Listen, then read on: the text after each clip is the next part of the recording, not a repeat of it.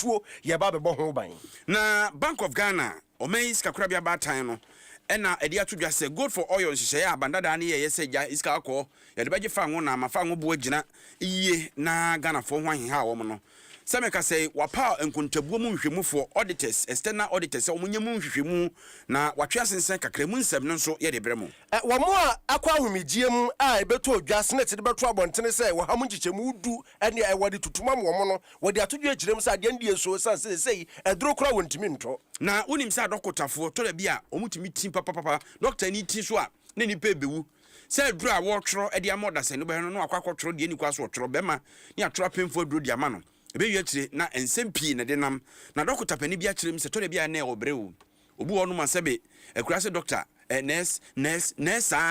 nipa be ahasa no no nko atra ne to so no ahwe o nti bebi achi no wa ahwa wa wutwato no abre enti tipa ya duru pa naja wode ema yamtuo ni nyina ye nsem a no no yedi mu nkiremu ebremu o doctor ni bisu na atufo de afutuo kwa magana fo nyina se hwiebe busumi nsia bia ko ne koye nipadua ne mu hwehwemu enya saa wa hwe a obewu atofo bia udwene ho a wonte ase ye ene nsem bia editie ene anwumre yesi nkonwa de bremu ne fa na ase ema enyumakoi MTN everywhere you go ene network ne mu papa ni mu hene a kyerese ne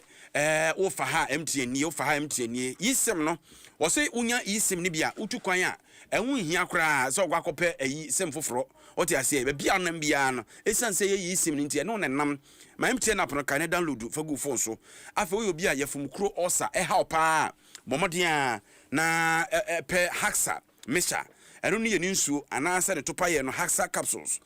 yefum kro osa de na duro ba kopɛ any hasa mesha and answer the capsules bright senior high school kufodia kukrantumi na school yiwo school ateten koda yiye mo mo da chia brabosi omu yiye nso hwe omu twa ani gisem ne se ne aban the bright senior high school aka free senior high school no it is self placement ne yiye adwuma en fa na computer ndo ba na koto ye wa place wo ho fa koto bright senior high school e ho nkoda boarding a omo da no omo da condition mu aduane omu die wo kwa ate se ne obi ko party mesrewa chechefo no wa ek examines nkwanti echira kwara ndie ba course be ne yo senior high school ayenye bi obrai senior high school enti nkwara ne twa so hwe papa e bia bibi kakra bi na obetua ka ho esan do dia hodo bi dia bata disua no ho no enti hwe omo kira kwan e okofodi akurantu forms bia na say Zenith Bank bia ben bia Sintex tank e strong na e tough kai se ankura obekura nsuo mu nne nsuo ahodo a eba no eba na etwa mo am water matation ne importer mo nsuo atiko no ne Ghana Water Company fo di ho nkomo nche de mu nchiri mu bremo wo sa no behia Sintex tank eno ne tank papa emu ham emu ya kroje ne bebo wo Pepsodent cavity fighter eno ne etwi wo se aposen papa ebo ama wo se na te apo watima ka so nsema bonsiri ya awi nompe adidi atede DBS Industries boso free promo no nso guso den na hyene nso se okoton chense na empoponwe na che 20 hour anti bata ho na ye ma carpenter fo anim de fo adi wachi akwakobo so a ye nyo kapre ba wo installation ho 2074 eno ene adura ebo wakoma obrebo usaboa ena afesu kra yefum kro osa ebo ho brande ma wo 2074 de abusua bi anya bi nsifie na mo benyina che esa ho bamba mo de ma mo ni padua nti akwakọ ya hotutuo honam yawo ana sempo no yawo oti dompe kase wedie mu cancelled measure ene ya hotutuo ne yawo nyina edi free ho no obo wagum cancelled measure de ya duro papa na Franco Trading Enterprise o ton phone papa ne ho aka de laptops ne printers CCTV camera washing machine TV air condition Franco say wogusua bie ne nsam ton nyoma na tufo bo entibra no wonhwe oto ade ne online 40% discount on sabe tumi aka oni American Kasiebo no bi so bo wagum udi man na de wo ho anwumre ya frem na na sei ampofo agemene nana ade munonko ya mo akwaba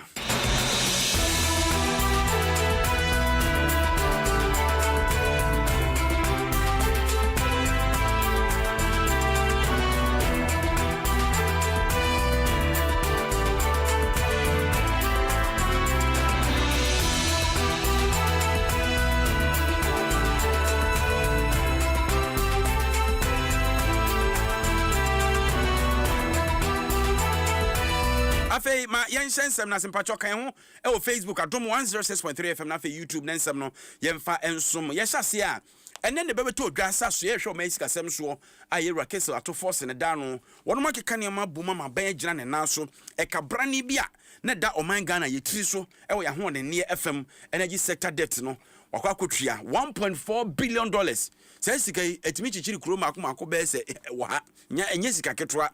na wonim say sika ya ban kokotua ye no beboa amenka ne ho nsem agina ne na so ene ye fa nwo a wo se yeto ne adigu mfidie mu ema mfidie no no nyina mawode mo man ya enkofa dum so bia ama no ebi beba afa nyimaku ado mo no nyina mawode nankasa eye independent power producers ani yede di wo ka nyina no enso yetuatua bia ama ekwa animu eba ye na manfo bom nsem praprase aban die wo bodwuma na ye na kane so afo be de akira na wo hwe ahode ne nsem so akese so ye na Canada na ho na no wo ana eba ye se ne amanfo sirisiri twetwe ya kakra be kan kakra be fa no ho eno se hefo ena ebo mo nsem ma ban hefo ena ebu akire se de abanda dan na bebo ka biato na ban we na ba ye na otwia o se ewia so tipu bua obi di bia na ko bi nkwan na asem no so akom no ani nkyirimu bisafo enyera kwan ye na Ghana fo be pe aso no watiem no wahwemu nkyirimu di a obonu sa ban ya ote adwa so ye uzo na wo so ansa na MPP fo ba ena MPP fo ko yi wasaba enti kadada bi ofrase ne nsa no adwuma so ekwochichire beto o man so no ebi na adeda ho no ma beto na o ma beto so a wono nse twenti wono akofa ba hwe ho omo aka o mo chichire ye no na nya ka bi a sebe eka eti ho ebiribia no eka di biba nti abadada na bre nso o nyina ono so otwia bi na we so aba no nso wato so a wo twia bi nti nya de fufuru bi a e wo se ye sa aba no ho emrane ye ntie nsem a kane so afa bi de chira na ono ene hwa ho ne nsem so Collins Adoma Komensa wo de atodwane bi nothing wrong with paying your debt. Ordinarily, this shouldn't have rated this kind of brouhaha. If the statement, did not reference the old administration, they said they only have book and go and I don't think that this is a big deal because then you are not being fair to the previous government, especially when you know and there are documents even at the finance ministry and even on Dr. Ato Forson's 2025 financial statement to release the man clearly show that this is not the first time they clear debts within the energy sector. Indeed, on one 2025 financial statement indicated in 2024 are buying clear 1.4 billion, same as they are paying now. I don't see where the problem is. If you are praising this government, say Obaye, which may be clear Canibia, you should equally be magnanimous enough to indicate, say, I buy the chair, especially when in 2017 you buy now the debt of the energy sector is zero. There were almost 2.5 billion, and yet and what about the trust? It's just a continuation of things that happen ordinarily. Eti Collins Adoma Komensa kane so afọ bi de chiro ha ho ne nsem so na ate ne nka no se ye Ghana fo ye wonsem bo bia ye mobi ma ye ho esanse na no aban ba ye ya no ye se ukoto fa ho petrol ana diesel bia ye de 1 Ghana cedi ato liter bia so adrawa fo sun ho no sa 1 Ghana no na aban na bobo ano a ene wodi bia so so de akwakotua sa ka enti ye ka ye Ghana fo ya na atua sa ka no enti ye wonsem bo bia ye momo ye ho and size can be because memorandum of understanding na a buy on that particular 1 Ghana cedi indicated say to fuel at the same time to retire legacy debt. And I don't really see the fuss about it. Yes, I buying a tia eka yedanase, but or no I buy na in your statement. Oko to say a kebi out the toye and a wood previous government the gas you're not being fair, especially when you know. The previous government did a lot to also clear part of the debt.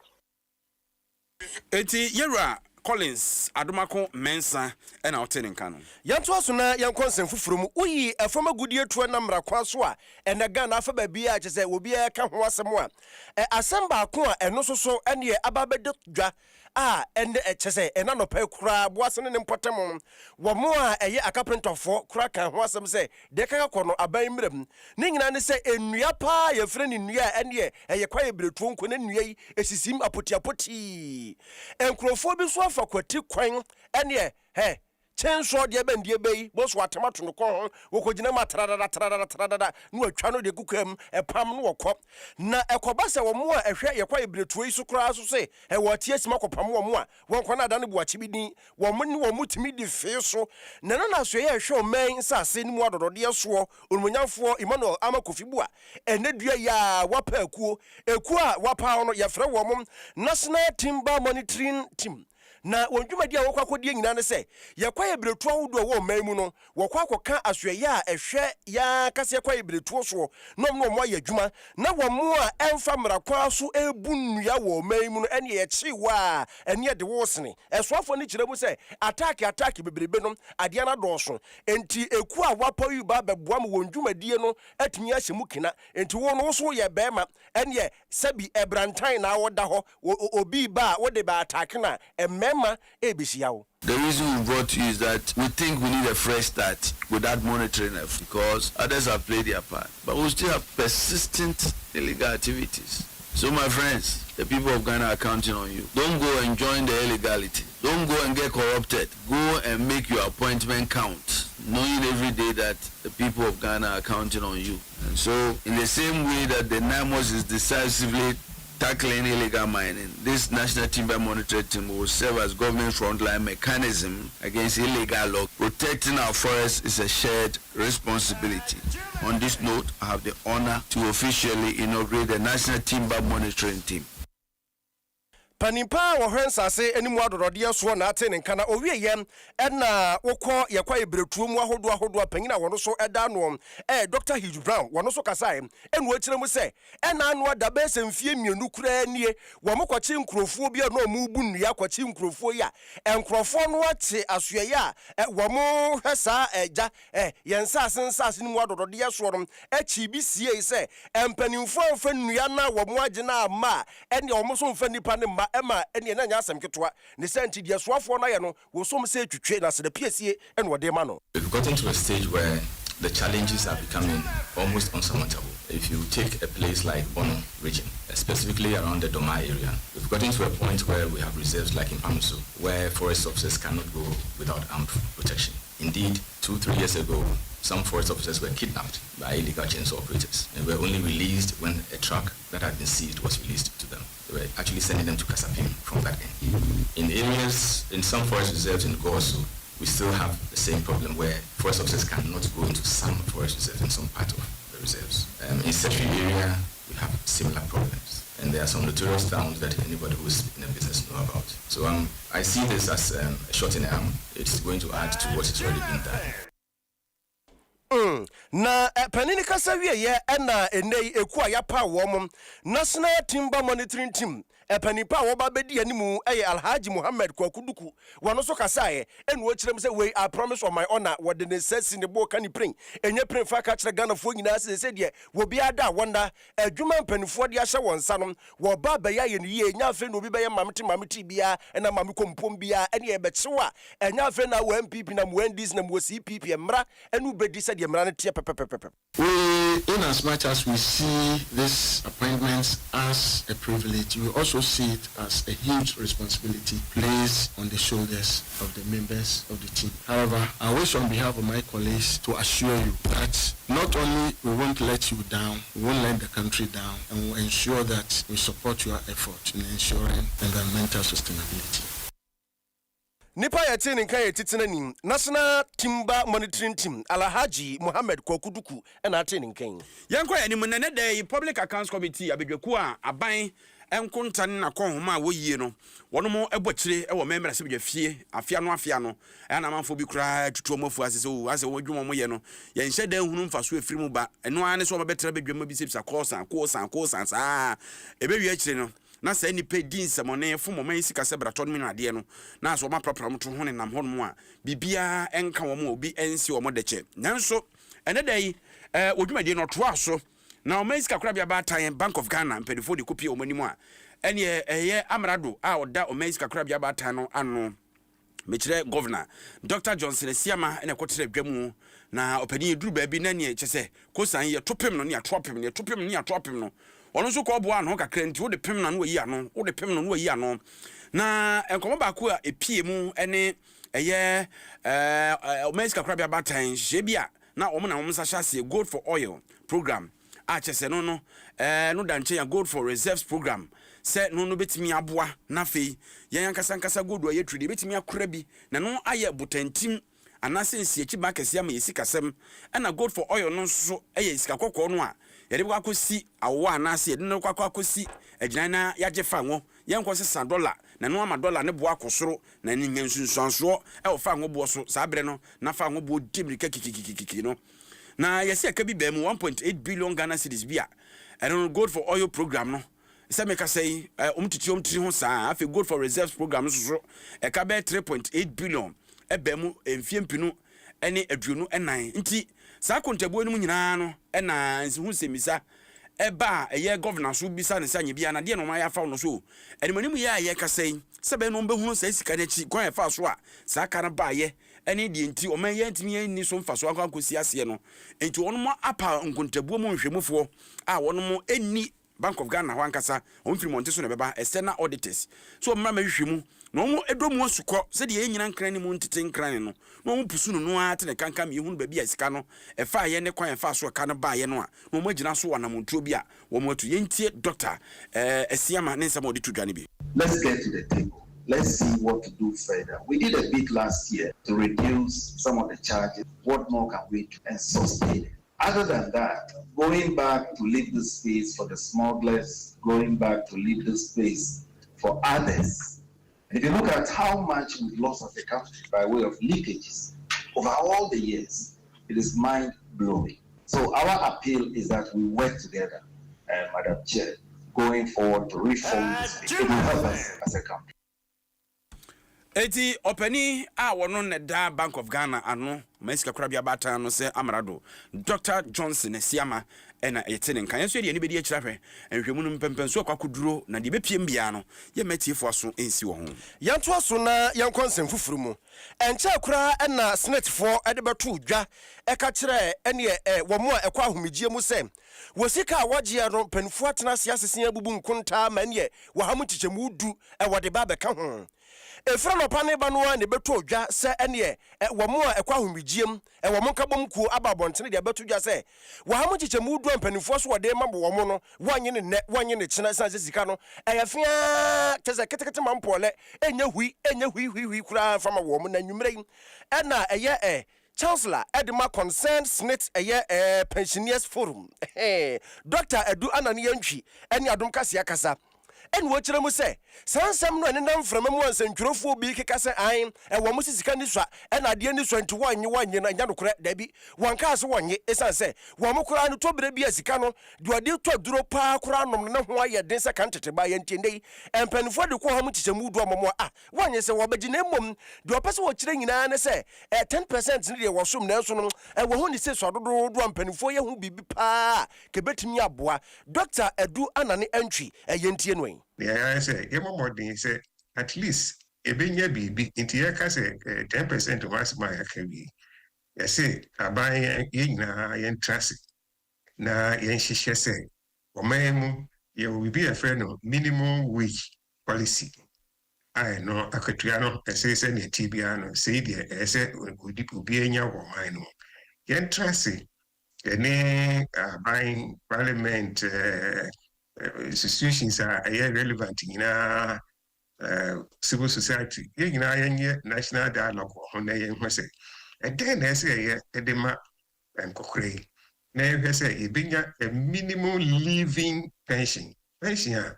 7 a bit more what Tracy, a fee, a bit Baba, Baba drew 2026. But Tracy, a number Tracy in term, and fatigue, you know, I say, anytime. November imwane kai boom na Dr. Edu Anani Yantwi wie ne kasa no wechirem so wedi adesrede wode kwa mansantwerofo se etobere bia emusu hahamania kasam no adie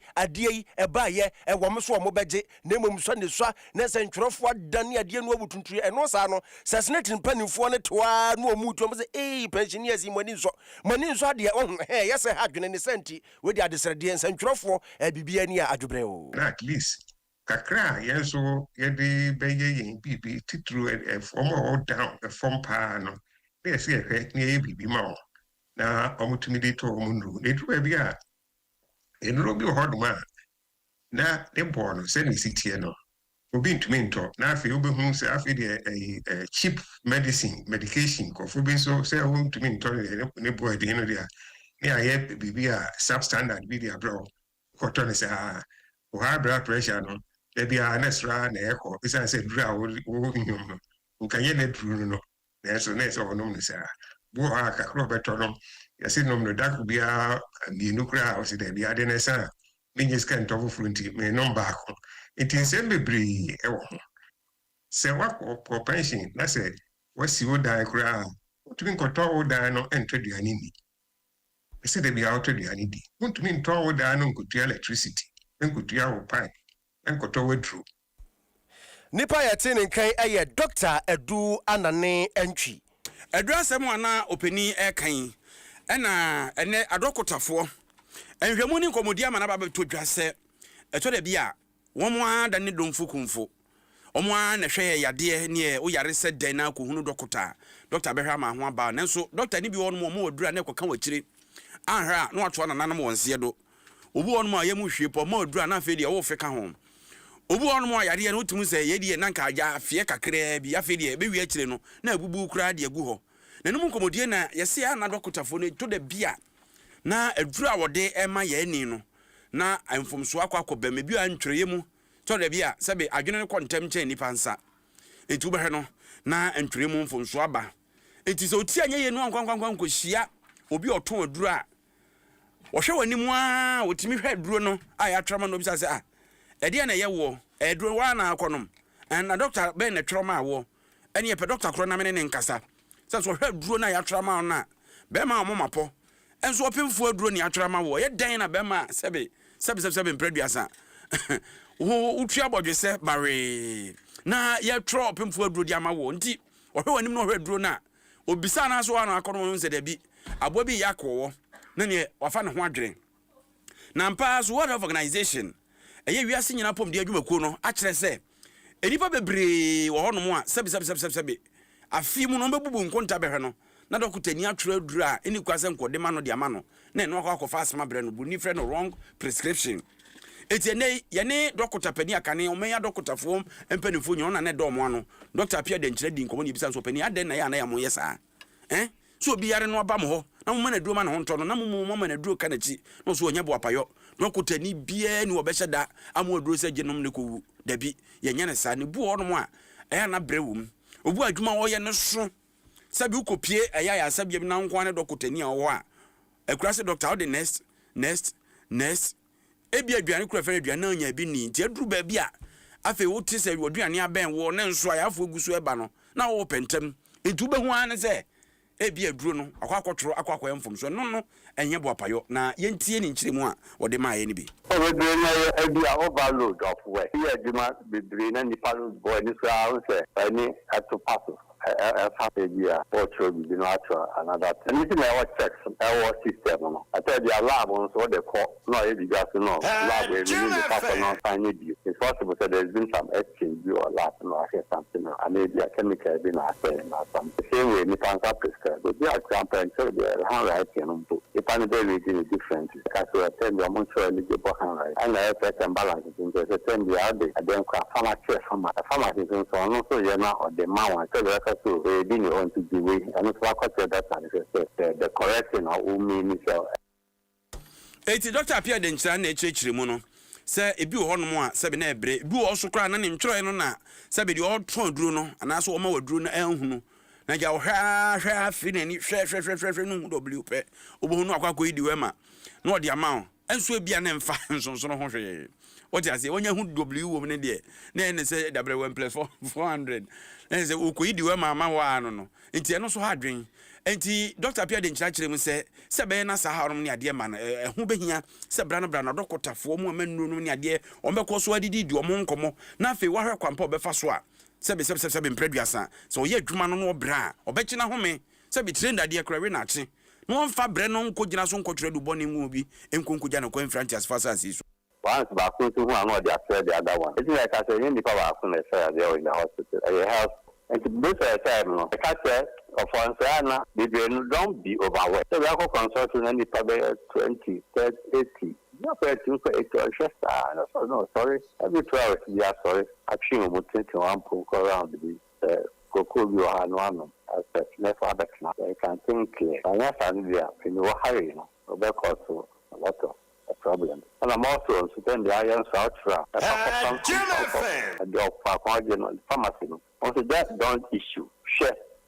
what instances are. If I'm not the man, not advice. Because we can put allergy to drug. Into a not so drag way, say, the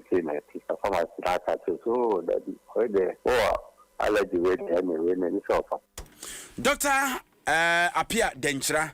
Ena oye kane adokotafo nka bomu ku penimpa meka so guso esom se dokotani ena obi bibi a kire yen na wa kire de ya ebaja nipa ye nipa nanso nipa fom so nipa wunti na yamani da ho ena ahweye ayadwuma Sani Adom 106.3 asempa 94.7 na santimantemu nhyira 104.5 kasafidie ye twem wo hanye duonum yensa omamu amonone ye tugumu na yetiasi apomdin mu de yentinsimu wen nansen video bi nam abefo pa no so ene na mafo TikTok yi na nam hwa na video no ne tofo bom nyina ne se ababa wa bi a wo yekremuni a wono akasa koto ne boss wanim danase chese asede piesie pa wade ma no se boss no aboa ma na kwanya soronko a ene wanya dwuma woye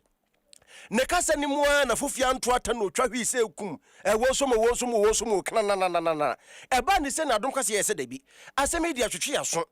wose ye to ye bo ase bo akire ne ne wo mu anim de nipa pom din mu din komo se so ye nipadua no na chese etimi ye adwuma duru ba bi chese ahomegia kura nyi bi etini padua no abra no abu ahwene no ano no anabi foforo bi ene kofa bam pani wo ye medical doctor nana kwaku agimandu akasa fa ho nansa na no ababa wa no bra no wo kasa no ye ni kantie ne mra. I want to sincerely appreciate you, sir, for your exemplary leadership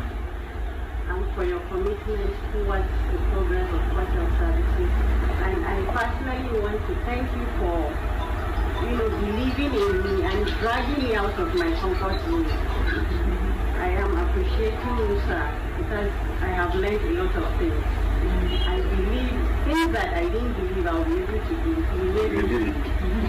I want to sincerely appreciate you, sir. Those are very much shy. You wouldn't want to support us. But you're also going to be there for me. Chese watchre ne nso ama ne boss wo chese nigia ne se kuturukumi akofa asema ba wei ababa wa no na wote ne kan ba ne sei na Adom kase ye se da bebom na doctor na nakwaku agimadua ni Adom kase ye kasa ye na wochire mu se to da bia nipadua no ye adwuma na bre na se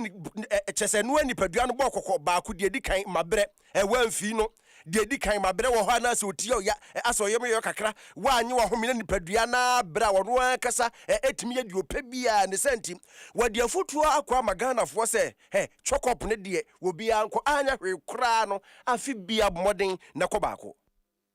check up no ye ka obia yare bia enye no ahwe enye no ye be advise say at least once a year we be ko check up okay no my routine labs routine laboratory investigations to say on be check moja level on be check kidneys on be check liver on be check cholesterol on be check BP sugar. Now you'll be a when you are 40 years and above, and important so be check prostate. Now be from the PSA, prostate specific antigen PSA. Now share so prostate no was sure and I say I can say and I say yeah can say and I say cancer woman I say cancer name.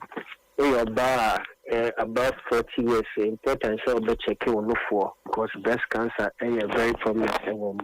official moon. And now I check ovaries me wo so. We oya medical doctor na nakwaku agimadua na de afutuo ekwama Ghana fo na eba ni se na Adom kase yese da bi ewose ebopnim ne ne adoctorfo pi nu adi nkomo ne agi obi adwenkyere sanse adwenkyere etese hwene obi one size na we de oya medical expert Dr. Benjamin Ahin enso kasaye enu akire mu se Sadia no esi no Ghana fo nyina adwumayefo nyina fanya futuo fama wo ho entena fie ni di na nda udidi no ada na da bia teka mi hwi esi ese ebo wanie wonya chokopu bia exercise so a wonya bi na namu sa da ko betikum wono kwado kirem sa hwie be busumi nsia bia nipa hwehwe nipa duam nipa da se ni biara nka ayire so anka every 3 months akoni mo 6 months at the best. Senior can eco service every month. Okay, nipa die. Okay, we do also nya hwe nya kra na at least we dey fa 3 months bi esi wo se do ko ono announce every 6 months. You check your BP, you check your sugar, you check your cholesterol. I mean, any man kitin I check a bad boy and kasa. Most when you what track it. 6 months is still your birthday. Use your birthday to go for a checkup. Any man never one me answer so. Ba ko your BP 1 2. Also we check it for your sugar level. Into 1 year crown, go and check for your BP. And go and check for your sugar. If I decided to go to my vitamin, they are not settle. Someone checking sugar, mommy. I'm checking BP. I think it's 2 records. It's okay to maintain the body. Nipa ya tenen kan or public health expert, Dr. Benjamin Ahin. Abo so na ngoma so na abo ne takra na ne yakese ntakra bo ne dia mfanyina mkate kwa meka sei ye twa ho Fred wo Gateway Radio 98.1 e won Kwanta South oti mantamu oti radio so ene ye dam den ho asase radio e wo Kwandan afei ye kwa yanimu a ene ne wodwani e de ekire eye sunyan empotem ho a da bi we kura takwa FM 93.7 omso ekuremu den takwa FM 4 ekuremu den wo takwa omse kurora eno no ena wo kɔ wanim so a ene Fire Radio 90.1 ewo sunyane Fire Radio ewo sunyane 90.1 omso ekuremu a enye asem ketwa Dobia 90.7 FM ewo Tamale Dobia 90.7 FM ekotofofura ba nsuo mu enche kra na ka echire a ono frimfimfim mantamu ene abura asebu kwa mankese abato mpesua so Modest 92.9 FM Modest FM ene Mori Junction ho no mubutuo omso ene foforo kra omaba ene ye kasei me say radio station wo ha adru no emienu ene kuremu a ye topetien na yes of pani pa a won ne kofarbaima Action Chapel International Archbishop Nicholas Duncan Williams dey just say bia tudwa na nasem no yete ye fa yasomu an say uni 100,000 Ghana cedis enye wadwen so be wedding ye say so for na den odo ye de sinsika wonte a sika no o de koto collection o de koye den 100,000 uni 100,000 amenware enti so for eka ye ne se akom ne nkyiremu ye mmachire ye bo kire se asema so for kan se ne said your wedding aye fro broni die abeye ka edamrante was obi timi ko bobosia obu oso enuane deko ne nkunwane ade nyina makabom 450 million no watua uwie trensa no ne ade afi na akwakotu ansa na ntade am chese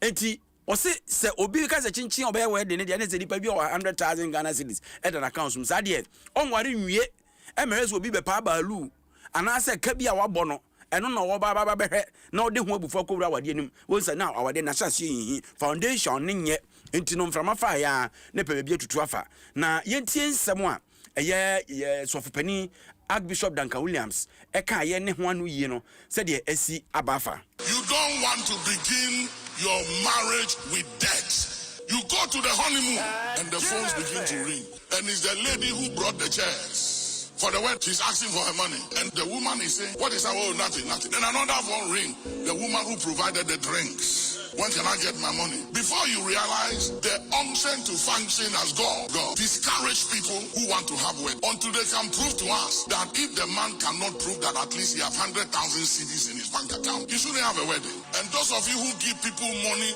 to go and marry, who don't have, if they don't have money, they shouldn't marry. Because marriage is not love. All these things they do, what do you call it? Reception. Wedding. Why do you have to do a reception?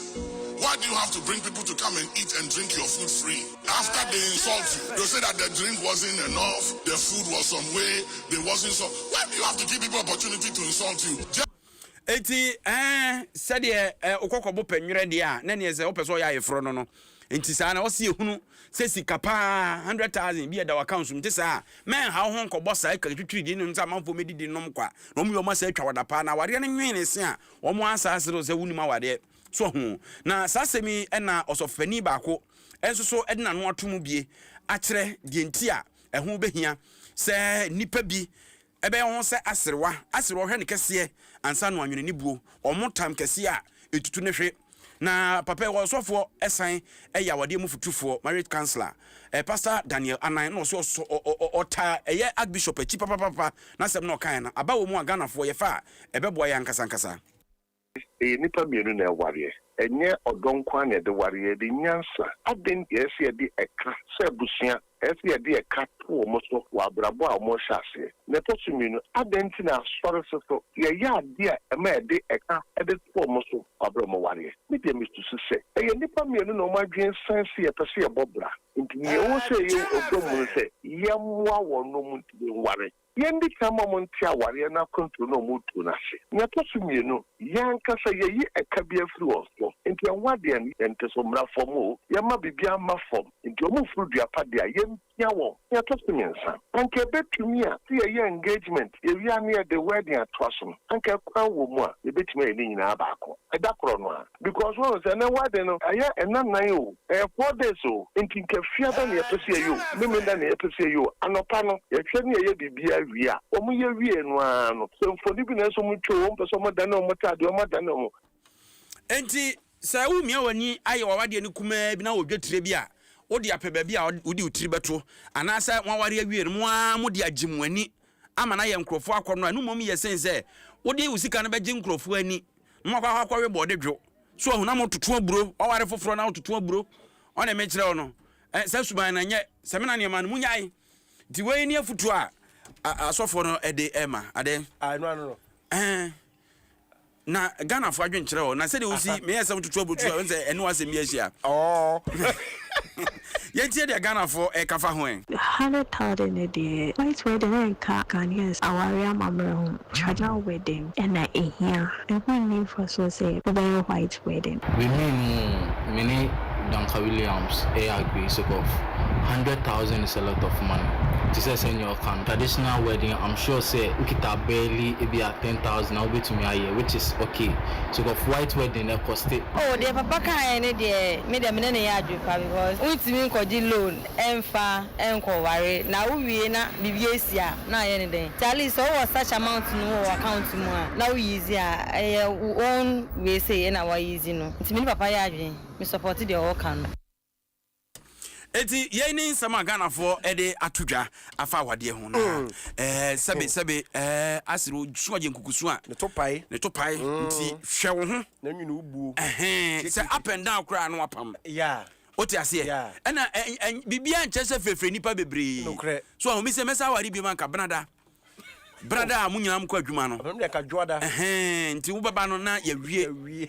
so oti ase big pie ka kra bi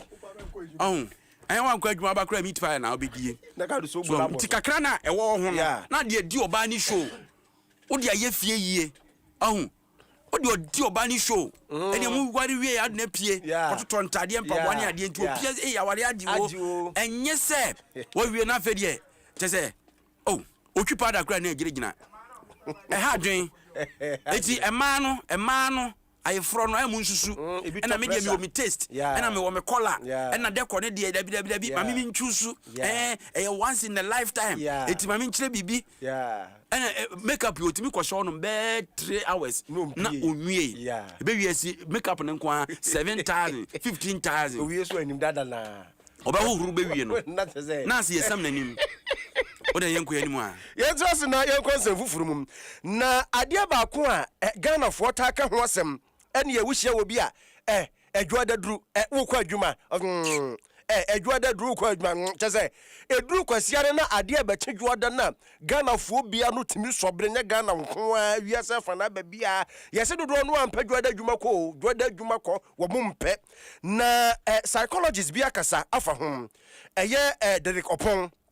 ene wo kire mu se dodo no a chili too much wano no efia da nwumre no ginam wo begina mu a kopem memene da no pa no wo wi a obekwa yie kakra obekwa wedding kakra wo fini nyina ba be no be enonsia kononso no no asan koginam no akwachelia be 12 no akoda eduru kwasi ada no pa no adware wafa babrase na motuom no kwa asore wo fra asore ba wona na fufuo kodi mutuo enti no say weekends ne de chese wabra ma ne so brefo ebi ma da enti no ebo kwasi ada nwumra no nso no wotwe ekobo no nkro na oba beda no hu se cash ochena adwada bo se ne buofu no ho ne koko chese abasoro se ya obi so nsoma se kwachele ena eja dade kopom kire mu se mo a adwada adwuma mu mpeni nyina enioma mienu ida say once one chili weekends no too much anasa adwuma na wo ye na nkasa no ani nye ho entie no weekend no ema wo say ahomegye mre ema ye mu bebre enso bo ha weekend beda no ye jitum senke wo senke ti ye jitum di ahomio enso ni ntimi nje ti no ewo sana nipa no nim senka weekend no ewo senka meje ma homi enso no wanti anje na homi eno ne ade a edikan ye tosu no nso ni say so you bi a adwuma o ye no when sheda ejihwa ejuma na nkasa ubemu no uhunu se ejuma uhunu se enijede enti no se ube ejuma ode sorry to say enibi ena ode be ejuma enti yes na you don't enjoy the workplace but woma omani di ejuma no Monday na ba yes obi a esu obi Derek Opon ewie ne kasa ena odi afutuo ekoma Ghana fo se we dia dabraka se empo edwada dwuma ba no kura na ye wodena nipadua na kasa etoda wuhia ahomegye enti saa weekends no a wudni nyina kwaji wani no memeda na kwasi ada no yimu baako ekomme fatuo na de faje wahome enti na dia e wo se edikan ye ne se e wo se satisfactory time management enkanka weekends okwaya ye be faswa ye be you see weekends ni some day working week no extra sia yembre enti what that means is most of the time no your social activities no you jam pack into weekend. Number 2 I was say for these are some of the things that HR management every year. Into that the way you schedule meetings, you best schedule meetings on Monday and up to 7 o'clock. You know,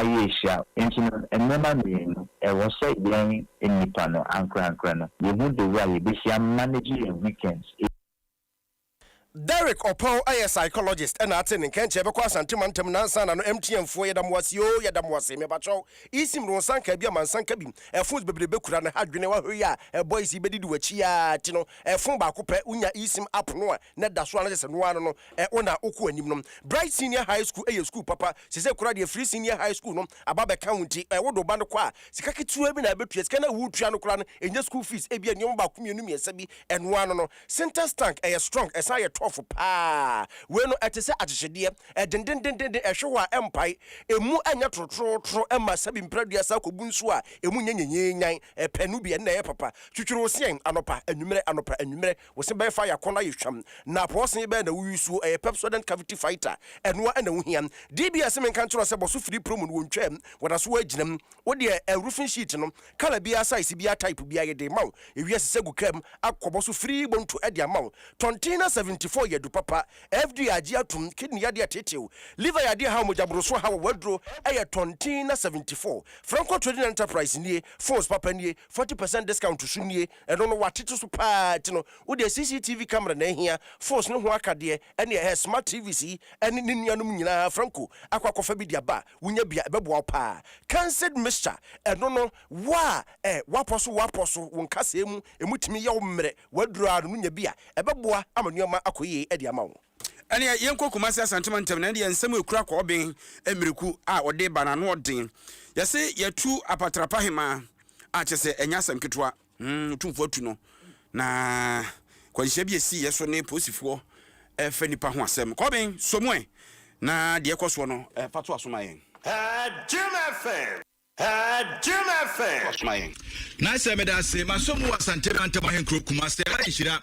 104.5 edia me jeso ya mansa nyina chia me kwadwo be mreku na enensam no se oba asante mantama de na egua pa sade nkomhye egu odifo bi yam na meyiri mako sa paso ade bi frase ewo nkwanhia ena awie ya ena esiye ewo edweso krapa no ewo edweso a ewo asante mantama ya na ne nyina ne se Toyota Hensi bia no registration number ye AS 3552-20 omu chem se na ati free efri edwoso a eba na edru krapa ho no obinim de ye sa na ni breaker fedi na ene passenger car bia eso akwantufo be se biasa ene ne kodi ahiemu a ekowi ase nipa ba ko de amunum ho akana na nipa be se aduasa wo mo nso eka ho de wo mo eprepra emu oden na adom kase ebopin ho na yese wo mo adikan asesa eprafo do na akopie mu edwoso government hospital na wodanse ni bia na ono ho bia bra asem ni siye no wo bo asem no mane ese kire nhira kase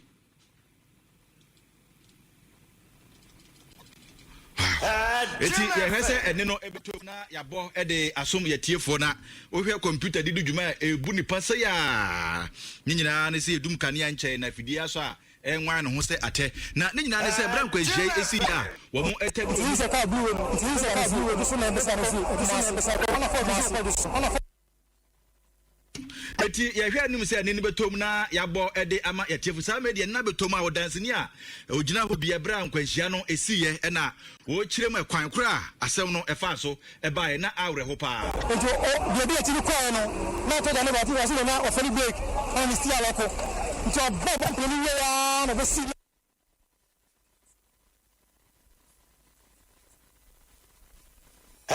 Jim FM. Jim FM.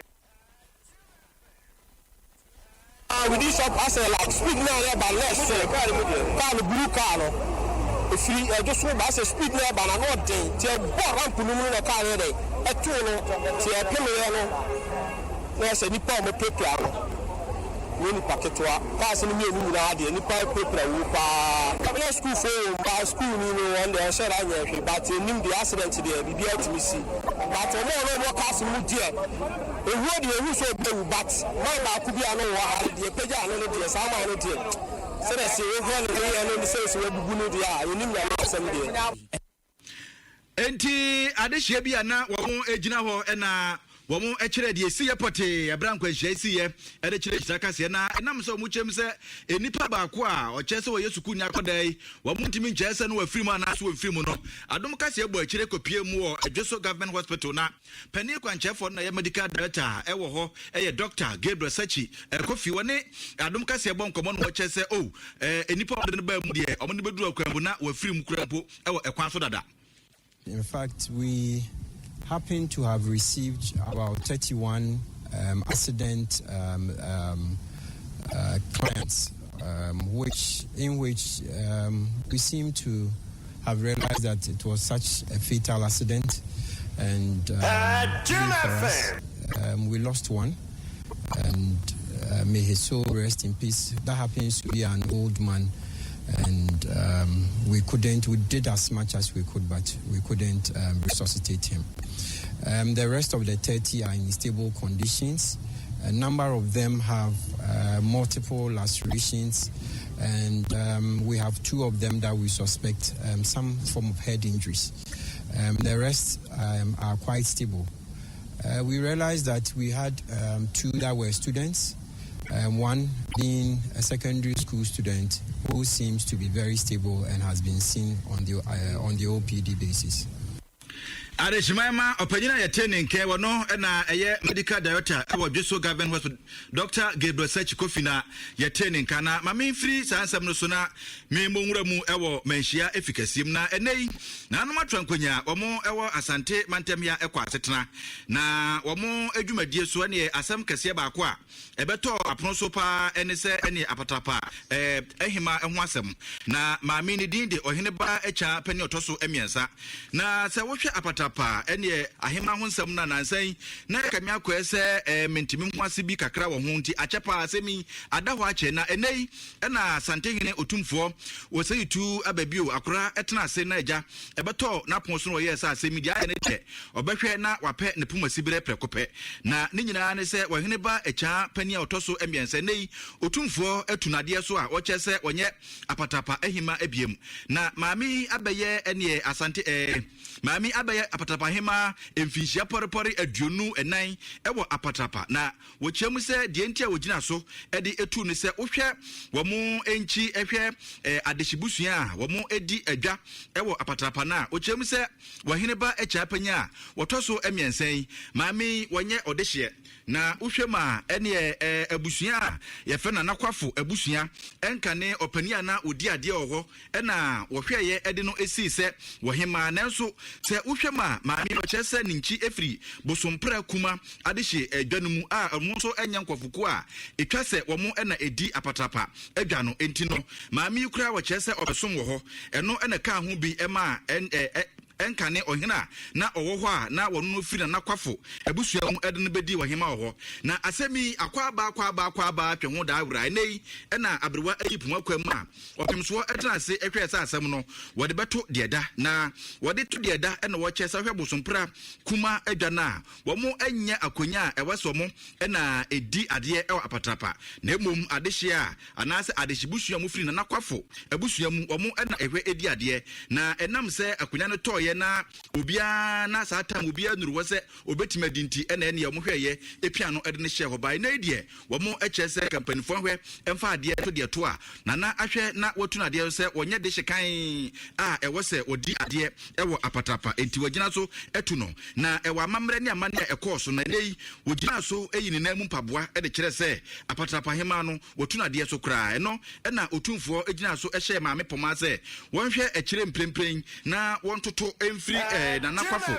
adehye busua no mu na wɔmpɛ ɔdehyekan a obetimi ɛdi ehema no ɛwɔ apatapa na wɔmfa no embedi adeɛ no ɛna wasi so ɛsi ntwene so akyɛ sɛ efi na ekɔ idie ɛnkane apatapa hema ɔhene ba akya pani a wɔtɔ so emiɛnsa no enei yɛtu na adeɛ so a wɔnyɛ ohima ebiem ekura eno ene asema enei efiri menhia efikasiem ba ya yade bi esom yade hia wo mo etie anwumre no osia ekasie na ma menwie nsem ni nyina wo aposifo wo mo enkofo a yade besi Kobin nse obre no ene de ekoso voice of the day ye mfanwie. Yeah, hello. Yeah. Sayi. Yeah. Please, how are you doing? Please, how are you doing? I'm doing fine. Thank God. What happened? Thank God. What happened? I went to the mortuary. You are calling me. You say thank God. Sorry. What happened? Sorry. I went to the mortuary. Where? I saw somebody. The mortuary. The person they resemble you for the mortuary. Why? Are you a madman? Why you go there? Where you go see somebody where you go resemble me? Why you go that place? Then you go see somebody for there where you go resemble me. So no be afro so wakomo kira ko hu bi na nipa ne se no afre wo ka kire wo. Yede besi na the aspiring external affairs manager Kobe the Stone Samika say chese watanse na me hu se ne campaign ajiba bia Kobe Stone say bibia ko kama bibia dide no on step down Debbie na so ya dem ka just say fan number mama because we twa na me hwe say the ura hostels na ura lecture halls ni ade Unimark external affairs manager oh come on fatal dabe na moto aba no ya tunu fia de be ye back campus 16th ye back campus yes na ya chairman for say the ade wonu no die ade ne se fatal to so mo de ma wo sanity hwe ba bia sanity no na betimi aye external affairs dey so ura so you be a that connections no I mean yeah what you say you be a experience come on what you say so sound kan esa na wo be what you say me amaka bibia anti ni kwa so so sa be je won na bia